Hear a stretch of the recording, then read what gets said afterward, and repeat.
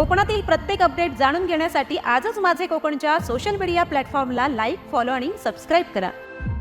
सिंधुदुर्ग जिल्ह्यातील कुडाळ तालुक्यात वनविभागाने विहिरीत पडलेल्या बिबट्याची यशस्वी सुटका करत त्याला जीवदान दिले। वेताळ बांबर्ड येथील कदमवाडी परिसरातील सार्वजनिक विहिरीत बिबट्या पडल्याचे सकाळी स्थानिक नागरिकांच्या निदर्शनास आले। याची माहिती मिळताच वनविभागाचे अधिकारी आणि रेस्क्यू पथक तातडीने घटनास्थळी दाखल झाले। आवश्यक खबरदारी घेत राबवण्यात आलेल्या बचाव मोहिमेत बिबट्याला सुखरूप विहिरीबाहेर काढण्यात यश आले। त्यानंतर वनविभागाच्या पथकाने बिबट्याला सुरक्षितपणे त्याच्या नैसर्गिक अधिवासात सोडले। स्थानिक नागरिकांच्या सतर्कतेमुळे ही बचाव मोहीम वेळेत राबवणे शक्य झाले असून वनविभागाच्या तत्पर कारवाईचे कौतुक होत आहे। 8 वाजताच्या सुमारास आम्हाला बिबट्या विहिरीमध्ये सामूहिक विहिरीमध्ये पडल्याची आम्हाला बातमी मिळाली होती।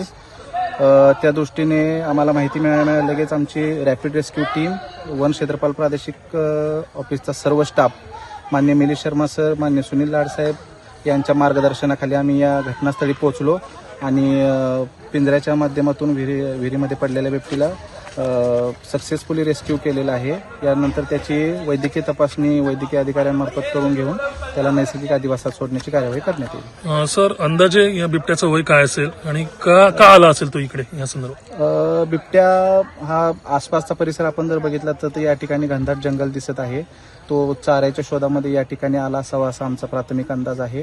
बिबट्याचं अंदाजे एक वय 2 ते 2.5 वर्ष, थोडा मॅच्युअर बिबट्या दिसत आहे।